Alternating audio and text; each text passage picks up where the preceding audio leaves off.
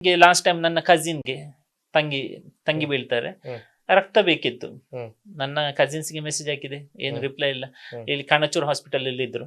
ಆಮೇಲೆ ನನ್ನ ಎಕ್ಸ್ ಕಾಲೀಗ್ ಆಫೀಸ್ಗೆ ಮಂಗಳೂರಿನಲ್ಲಿ ಇರುವವರಿಗೆ ಮೆಸೇಜ್ ಹಾಕಿದೆ, ನೋಡ್ತೇನೆ, ಟ್ರೈ ಮಾಡ್ತೇನೆ, ಹಾಗೆ ಹೀಗೆ ಹೇಳಿದ್ರು. ಮತ್ತೆ ಅಲ್ಲಿ ಎಮರ್ಜೆನ್ಸಿ ಇತ್ತು. ನಾನು ಲಾಸ್ಟ್ ಅಲ್ಲಿ ಫೇಸ್ಬುಕ್ ಅಲ್ಲಿ ತುಂಬಾ ಮಂದಿಗೆ ನಾನು ವಾಟ್ಸಪ್ ಮೂಲಕ ಕಾಲ್ ಮಾಡಿ ಹೇಳಿದೆ, ಅಲ್ಲಿ ಹೋಗ್ಲಿಕ್ಕೆ ಕಷ್ಟ, ಹಾಗೆ ಹೀಗೆ ಅಂತ. ಲಾಸ್ಟ್ಗೆ ನನಗೆ ಆಪ್ಷನ್ ಇದ್ದದ್ದು ಫೇಸ್ಬುಕ್ ಅಲ್ಲಿ ಹೇಳಿದೆ, ಇಂಥ ಒಂದು ನನ್ನ ತಂಗಿಗೆ ಬ್ಲಡ್ ಬೇಕಂತ. ಆಗ ಫಸ್ಟ್ 5 ನಿಮಿಷ ಆಗಿಲ್ಲ, ಒಬ್ರು ನನ್ಗೆ ಇನ್ಬಾಕ್ಸ್ ಮೆಸೇಜ್ ಮಾಡಿದ್ರು. ಅವರ ಹೆಸರು ಉಸ್ಮಾನ್ ಅಂತ, ಉಳ್ಳಲ್ದವ್ರು.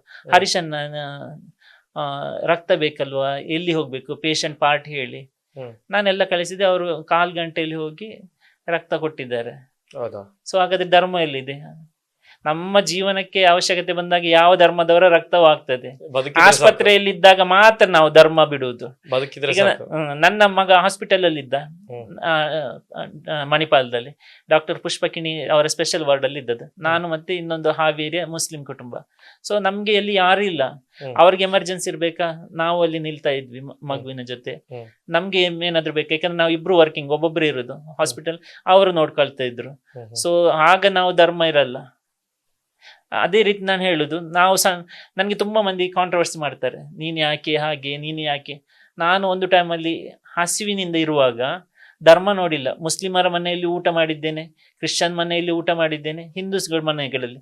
ಆಗ ಇಲ್ಲದ ಧರ್ಮ ನನ್ಗೆ ಈಗ ಯಾಕೆ? ಆಗ ಎಲ್ಲರ ಮನೆಯ ಊಟ ಆಗಿತ್ತು. ಈಗ ನನ್ನ ಹತ್ರ ಸ್ವಲ್ಪ ಹಣ ಉಂಟಂತ ಈಗ ನನ್ಗೆ ನಾನು ಡಿಫ್ರೆಂಟ್ ಸ್ಟೇಜ್ ಅಲ್ಲಿ ನೋಡ್ತೇನೆ, ಅದು ತಪ್ಪು. ಹಸಿವಿರುವಾಗ ಅಥವಾ ಕಾಲೇಜಲ್ಲಿ ಇರುವಾಗ ಹೋಟ್ಲಲ್ಲಿ ಕೆಲಸ ಮಾಡ್ತಿದ್ದೆ. ಅಲ್ಲಿ ಒಳ್ಳೊಳ್ಳೆ ತಿಂಡಿಯನ್ನ ಕಸ್ಟಮರ್ ಸ್ವಲ್ಪ ತಿಂದು ಬಿಟ್ಟು ಹೋಗ್ತಿದ್ರು.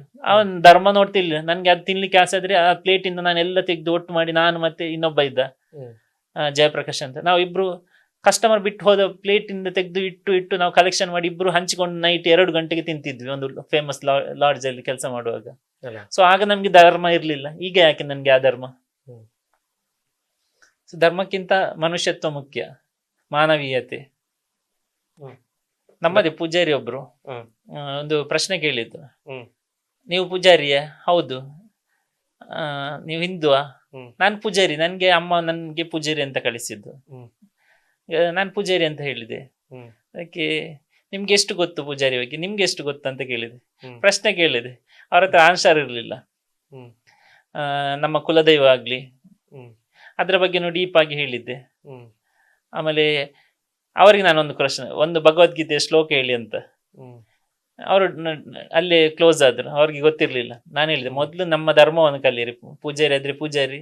ನನ್ನ ರಿಕ್ವೆಸ್ಟ್, ನಾವು ಬಂದ ರೂಟ್ ಅನ್ನು ಕಲಿಬೇಕು, ಆಗ ಮಾತ್ರ ಇನ್ನೊಂದು ಧರ್ಮವನ್ನು ನಾವು ಆಕ್ಸೆಪ್ಟ್ ಮಾಡ್ಲಿಕ್ಕೆ ಆಗುದು.